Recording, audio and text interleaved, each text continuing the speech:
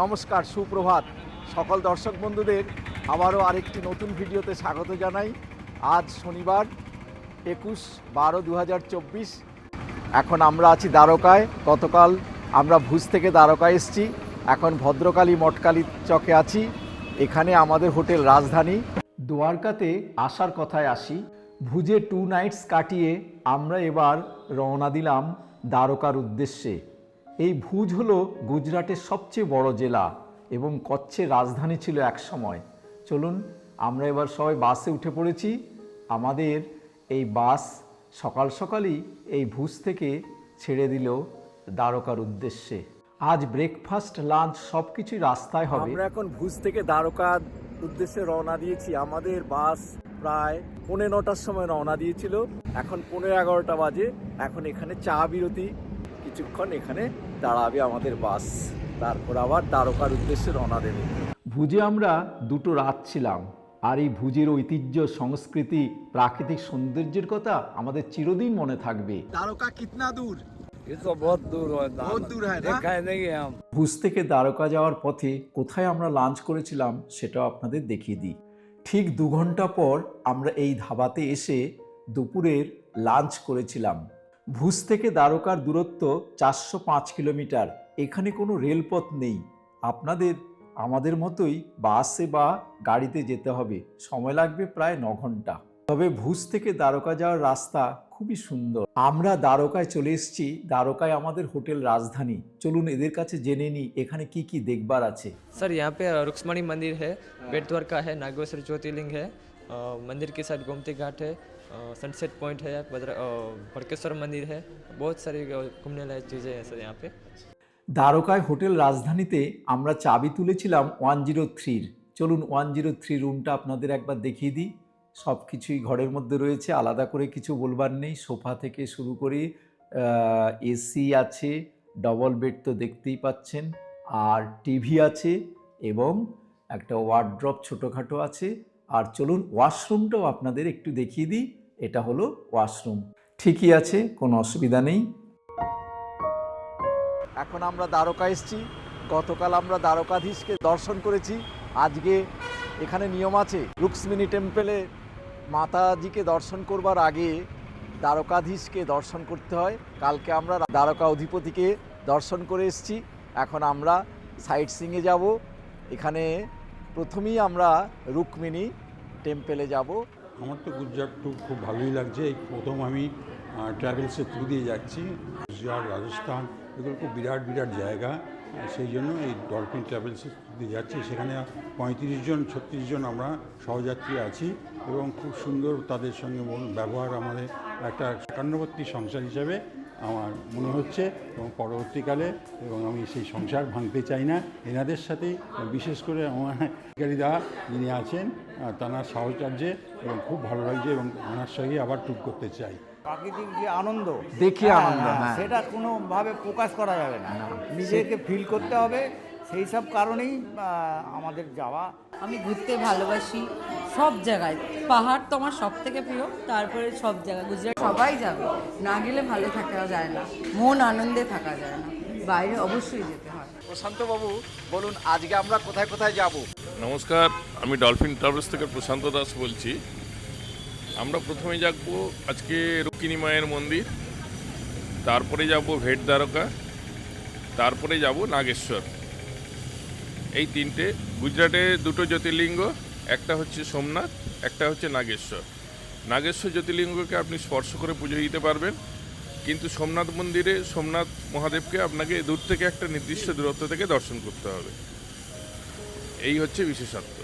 খুবই ভালো লাগছে এবং সবথেকে বড় কথা হচ্ছে যে এত বড় একটা গ্রুপ, এত মানে সবার সাথে দেখা হচ্ছে এবং নতুন নতুন জায়গা এক্সপ্লোর করা যাচ্ছে, খাবার দাবার সব কিছুই খুব ভালো লাগছে। এবং হ্যাঁ, দ্বারকা দেখাটা 4 ধামের 1 ধাম, একটা বড় স্বপ্ন ছিল, সেটা পূরণ হচ্ছে। এই আর কি, ভালো লাগছে, খুবই ভালো লাগছে। আমি ডান দিকে ওর মা আর বাঁ দিকে বাবা বসে আছে। ঠিক আছে মিমি, থ্যাংক ইউ, ধন্যবাদ। দ্বারকার সাইট সিইংয়ে এখন রুক্মিণী মন্দিরে যাচ্ছি। রুক্মিণী মন্দিরে আমাদের টাইম দিচ্ছে 8 ঘন্টা। এখানে ক্যামেরা নিয়ে ঢোকা যাবে, কিন্তু বিগ্রহের ছবি তোলা নিষেধ। এই রুক্মিণী মন্দিরের দিকে আমরা এগিয়ে চলেছি। এখানে রাস্তার উপর সমস্ত গাড়িগুলো পার্ক করা আছে। ওই যে দূরে রুক্মিণী মন্দির দেখা যাচ্ছে, দেখেছেন তো? ওই যে রুক্মিণী মন্দির, ওটা হলো রুক্মিণী মন্দির। আমরা সেখানেই যাচ্ছি। বড় শঙ্খগুলো, বিশাল বড় বড় শঙ্খ আছে এখানে, এখানে বিক্রি করছে। আর এটা ডাব। এনারা ভক্ত সমস্ত সব এখানে বসে আছে।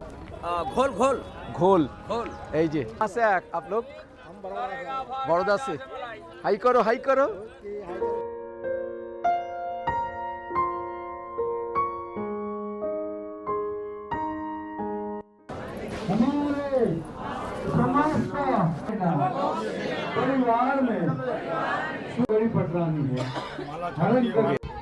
আমরা এখন রুক্মিণী মাতা মন্দিরে এসেছি। এই রুক্মিণী মাতা মন্দিরে আজকে প্রচুর ভিড় হচ্ছে। এই দেখুন রুক্মিণী মাতা মন্দিরের সামনে থেকে আপনাদের জন্য ছবি তুলছি। গুজরাটের দ্বারকা থেকে মাত্র 2 কিলোমিটার দূরে এই রুক্মিণী মন্দির। রুক্মিণী হল ভগবান কৃষ্ণের প্রধানা রানী, প্রিয় সহধর্মিণী এবং দাপর যুগে দেবী মহালক্ষ্মীর অবতার। মন্দিরটি 2500 বছরের পুরানো, তবে বর্তমান আকারের মন্দিরটি 1900 শতাব্দীর অন্তর্গত বলে অনুমান করা হয়। দেখুন মন্দিরটি খুব সুন্দরভাবে খোদাই করা আছে। এখানে দেওয়ালে শুধুমাত্র মানুষ এবং হাতির মূর্তি চিত্রিত করা হয়েছে। মন্দিরের গর্ভগৃহে দেবী রুক্মিণীর একটি সুন্দর মর্মর মূর্তি রয়েছে। এখানে দেবী রুক্মিণীর 4 হাত আছে। সেখানে শঙ্খ চক্র গদাসহ দেবী রুক্মিণী অধিষ্ঠিত।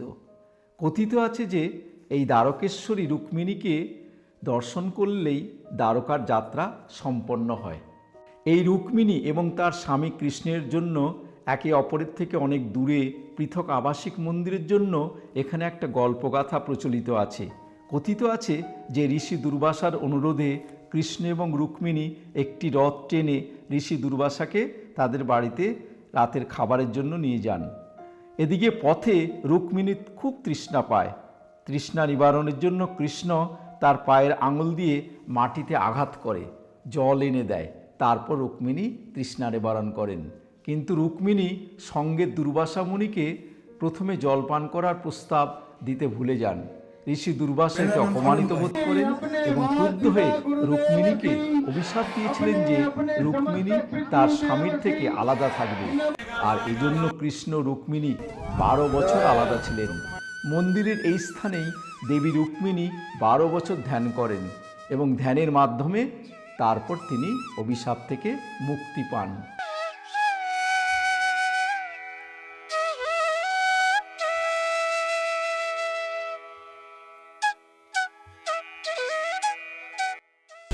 এখানে একটা হনুমানজি মন্দির আছে। এই জায়গাটা পুরো ইন্ডাস্ট্রিয়াল বেল্ট। এখানে লোকাল বাসগুলো দেখুন। তাও मेरा नाम सुनील है, कहाँ आता है? राजस्थान। রাজস্থান? ও দোনোই রাজস্থান। আচ্ছা, কি দেখুন এই যে বাজারে কাঁচা মাল বিক্রি।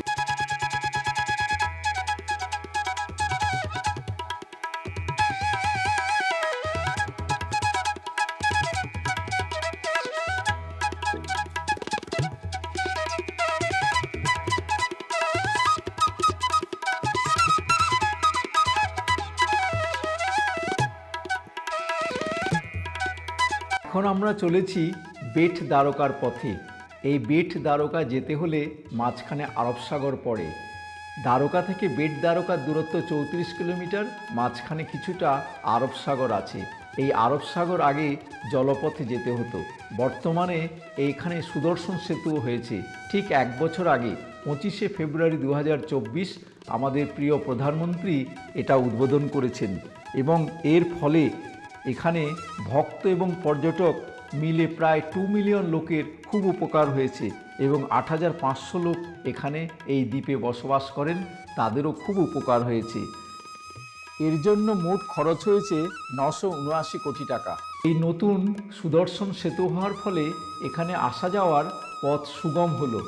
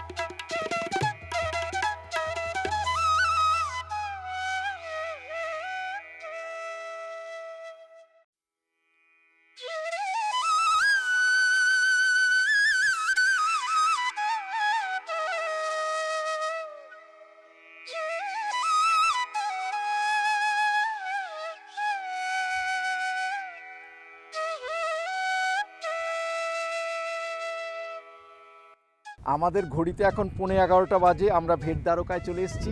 এখন আমরা ভেট দ্বারকায়, শ্রীকৃষ্ণের বাসস্থান এই ভেট দ্বারকায়। পুরীতে জগন্নাথ দেবীর মন্দিরের পাশে যেমন 5 টাকার বিনিময়ে মোবাইল রাখা হয়, এখানেও তেমনি তার ব্যবস্থা। প্রথমে আমরা বাসে এসেছিলাম, বাসে এসে ওই ব্রিজের পরে ওখানে পার্কিংয়ে দাঁড়িয়েছি। পার্কিংয়ে দাঁড়াবার পর আমরা অটো ধরেছি, অটো ধরে এখানে এসেছি। এখান থেকে আরও 1 কিলোমিটার দূরে আমরা ভেট দ্বারকা মন্দিরে যাব।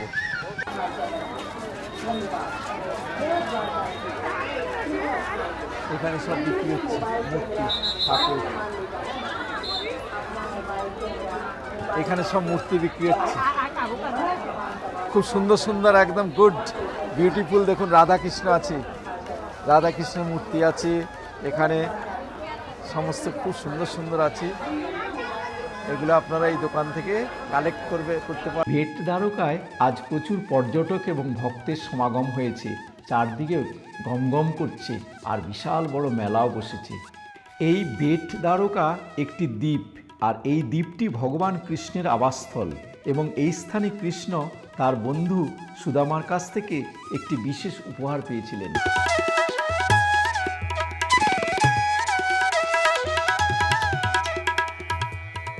সব সহযাত্রী বন্ধুরা এবার এখান থেকে অটোতে নেমে গেছে, নেমে এবার এখান থেকে হাঁটতে হবে। এই যে আমরা সবাই এবার মন্দিরের দিকে যাচ্ছি। পুরোপুরি অক্সিজেন নিচ্ছি, একঘেয়ে জীবন থেকে অনেকটা মুক্তি, সবার সাথে আনন্দ করে ঘোরা, এটা একটা আলাদা অনুভূতি। দেখুন আমাদের সমস্ত সহযাত্রী বন্ধুরা এখানে দাঁড়িয়ে আছে।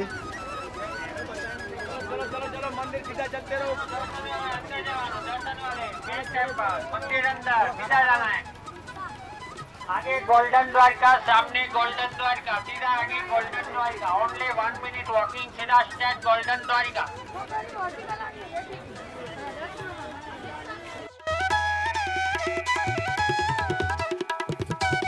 দ্বারকাধীশের মুখ্য দরজা, এই দরজার নাম হচ্ছে শঙ্করদ্বার দরজা। আর এই লাইনটা গিয়ে ওই যে লাইন এসেছে, প্রচুর লোক এসছে আজকে। এই মন্দিরের গেটে ঢুকবার পর এই যে ডান দিকে লাইন ছিল, বাঁ দিকে এই হলঘরের মধ্যে নিঃশুল্ক ভোজনালয় সর্বদা চালু আছে। আমি ভেতরে ঢুকে ওনাদের সঙ্গে কথা বলেছি এবং ছবিও তুলেছি। এটা হলো মন্দিরের এক্সিট গেট। এই গেট দিয়ে সবাই বাইরে বেরোচ্ছে। আমি দূর থেকে মন্দিরের কিছুটা ছবি তুলেছি, কারণ ভেতরে মোবাইল ক্যামেরা নিয়ে যাওয়া সম্পূর্ণভাবে নিষিদ্ধ ছিল।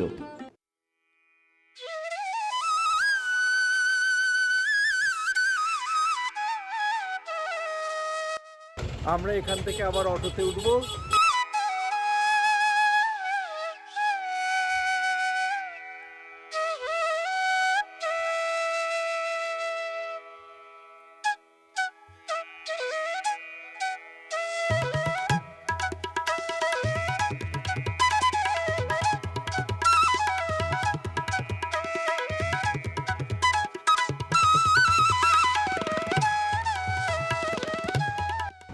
দ্বারকাধীশে যাওয়ার এই রাস্তাতে আমরা এখন ছবি তুলছি। এই ব্রিজটা মাত্র 6 মাস হয়েছে এখানে উদ্বোধন করা হয়েছে। খুব ভালো ব্রিজ, দেখুন এই ব্রিজটা হওয়াতে এখান থেকে লঞ্চে করে আর যেতে হচ্ছে না, খুব সুন্দর ব্যবস্থা।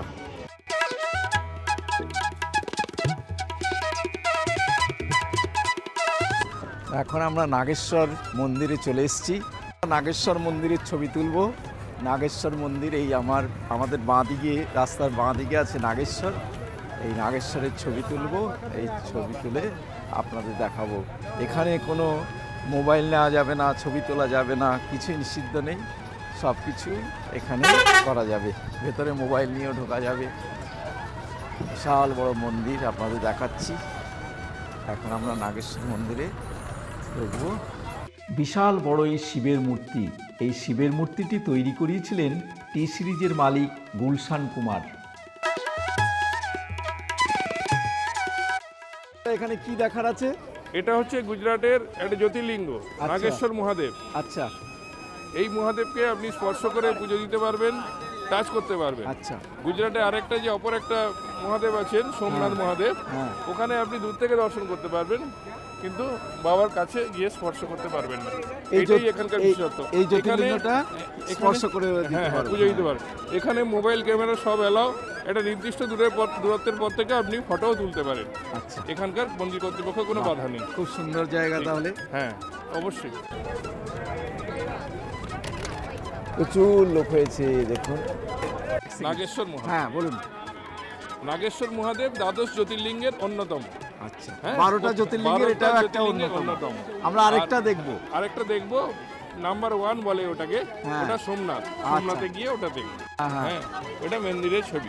আচ্ছা, এই মন্দিরের ছবি আমাদের পেছনে যে হ্যাঁ, হ্যাঁ। আছে এটাই হ্যাঁ, মন্দির, হ্যাঁ, নাগেশ্বর মন্দির। নাগেশ্বর। চলুন আমরা এবার মন্দিরে যাই। রাধে। নাগেশ্বর জ্যোতির্লিঙ্গ দ্বাদশ জ্যোতির্লিঙ্গের দশম জ্যোতির্লিঙ্গ। এটি গুজরাটের দ্বারকাধাম থেকে মাত্র 17 কিলোমিটার দূরে অবস্থিত। মহাদেব এখানে নাগেশ্বর অর্থাৎ সাপের দেবতা। আপনারা সবাই জানেন এখানে নাগেশ্বর জ্যোতির্লিঙ্গের আবির্ভাব নিয়ে কিছু অলৌকিক ও আশ্চর্যজনক ঘটনা আছে। দ্বারকা বনে বিভিন্ন ঐশ্বরিক গাছ ছিল, আর সেই বনে রাক্ষসেরা ঢুকতে পারত না। কথিত আছে দ্বারকা নামে এক রাক্ষসী কঠিন তপস্যা করে দেবী পার্বতীকে সন্তুষ্ট করে দ্বারকা বনে রাক্ষসদের প্রবেশ করার বর পান। বর পাওয়া মাত্রই দ্বারকা অন্যান্য অসুররা ওই স্বর্গীয় বন ছিনিয়ে নেন। এদিকে সেই বনে সুপ্রিয়া নামে এক শিবভক্ত ছিল। সুপ্রিয়া শিবের কাছে তপস্যা করে রাক্ষসকুলকে ধ্বংস করার বর চেয়ে বসেন। শিব তার পরম ভক্তকে রক্ষা করার জন্য ঐশ্বরিক আলোর আকারে একটা বিল থেকে আবির্ভূত হন এবং অসুরদের বিনাশ করেন। এখানে পুজো দেওয়া হয়ে গেল। সব এই নাগেশ্বর মহাদেবের এখানে দর্শন করে স্পর্শ করে পুজো দেওয়ার ব্যবস্থা আছে। এই নাগেশ্বর মহাদেব হলো দ্বাদশ জ্যোতির্লিঙ্গের অন্যতম জ্যোতির্লিঙ্গ। বলো, পুজো দিয়ে কেমন লাগলো? মন ভীষণ শান্ত হয়ে গেল। পুজো দেওয়ার কথা মনে করলেই খুব ভালো লাগে, আর আমি এটা পুজো দিয়ে খুব আত্মার ভীষণ শান্তি হলো আমার। জয় মহাদেব জয়। সুপ্রিয়া সেই জ্যোতির্লিঙ্গের যথাযথ পূজা করেছিলেন এবং ভগবান শিবকে সেই স্থানে অবস্থান হওয়ার জন্য অনুরোধ করেছিলেন। ভগবান শিব তার ভক্তের অনুরোধ গ্রহণ করেন এবং সেখানেই বসতি স্থাপন করেন এবং নাগেশ্বর রূপে তিনি পূজিত হন। দারুণ দারুণ এক্সপিরিয়েন্স, অসাধারণ লেগেছে। সব থেকে বড় কথা, লাইনের কোনো ঝামেলাই নেই। পুজো দিয়ে কেমন লাগলো? খুব ভালো লাগলো। অনেক দিনের ইচ্ছে আছে 12টা জ্যোতির্লিঙ্গ যাতে কভার করতে পারি। আচ্ছা, এই কতগুলো ইচ্ছে হলো? বহুদিনের। আমার এই নিয়ে 3টে হলো। আচ্ছা, প্রথমে আরেক বৈজনাথ, হ্যাঁ, তারপরে হচ্ছে কাশী বিশ্বনাথ, আচ্ছা, আর এই হচ্ছে নাগেশ্বর হচ্ছে থার্ড ওয়ান। একটা কালকে আমরা সোমনাথে, সোমনাথ দেখবো। সোমনাথেও হ্যাঁ। আরেকটা দর্শন করবো। হ্যাঁ, ঠিক হ্যাঁ। আছে, থ্যাংক Thank ইউ। you, দাদা। আনন্দ হচ্ছে তো? খুব ভালো লাগছে। বাহ, গুড। আমরা এবার এই মন্দির চত্বর থেকে বেরিয়ে যাচ্ছি। এই নাগেশ্বরের দ্বাদশ জ্যোতির্লিঙ্গ থেকে বেরিয়ে যাচ্ছি। এবার সোজা আমরা বাসে উঠব। আমরা এখন বাসের দিকে যাচ্ছি। গোমতী নদীতে আমরা এসেছি। এটা হলো গোমতী নদী। পাখিগুলোকে খাওয়াচ্ছে আর পাখিগুলো উঠছে। দ্বারকার দ্বারকাধীশ মন্দিরের পেছনেই এই গোমতী নদী এবং এর পাশেই আরব সাগর। এখন আমরা এই গোমতী নদীর তীরে ছোট ছোট মন্দিরগুলোর ছবি তুলব এবং এখানে সুদামা সেতু আছে, সেই সুদামা সেতুও আপনাদের একবার দেখিয়ে দেব। এখানটায় গোমতী সাগরের সঙ্গে মিশেছে।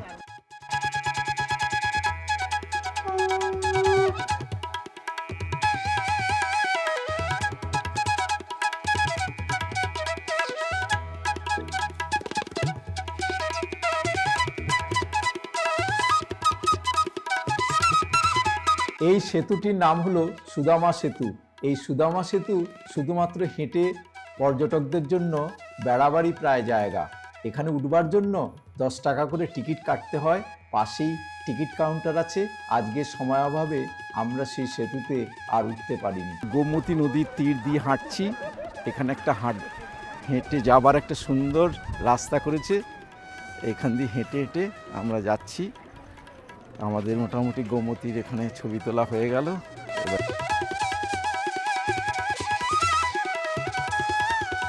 এই মুহূর্তে আমরা এই দ্বারকাধীশ মন্দিরের ঠিক পেছনে আছি।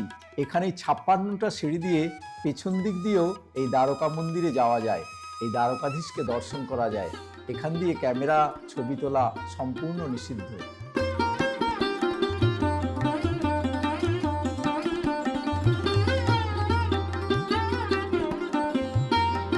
এই প্রধান মন্দিরের পাশে একটা আশ্রমে এখানে ভগবত গীতা পাঠ হচ্ছে। আমি এখন গুজরাটের দ্বারকা মন্দিরে এসেছি। এখানেই দ্বারকাধীশ আছে, এখানে মোবাইল ক্যামেরা নিষিদ্ধ। আমি বাইরে থেকে ছবি তুলছি। এটাই দ্বারকা মন্দির, এখানে দ্বারকাধীশ আছে, খুব সুন্দর মূর্তি।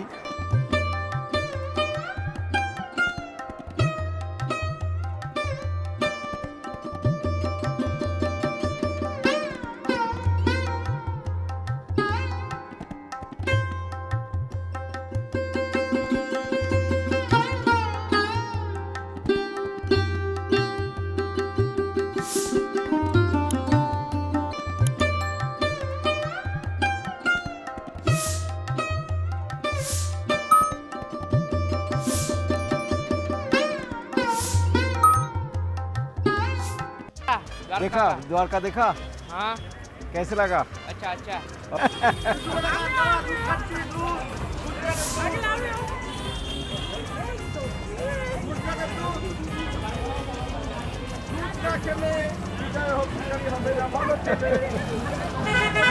নমস্কার, সুপ্রভাত। আমি দিলীপ অধিকারী, আপনারা দেখছেন আমার ইউটিউব চ্যানেল এক্সপ্লোরার দিলীপ অধিকারী। আমি দেশে বিদেশে বেড়ানোর অভিজ্ঞতা, আবেগ, অনুভূতি শেয়ার করবার জন্য ভিডিও তৈরি করে এই চ্যানেলে দিচ্ছি। ভিডিওগুলো যদি দেখে কিছুমাত্র ভালো লাগে তবে অবশ্যই একটি লাইক, শেয়ার এবং সাবস্ক্রাইব করতে প্লিজ ভুলবেন না। সবাই ভালো থাকবেন, সুস্থ থাকবেন। আবার পরের ভিডিওতে দেখা হবে। নমস্কার।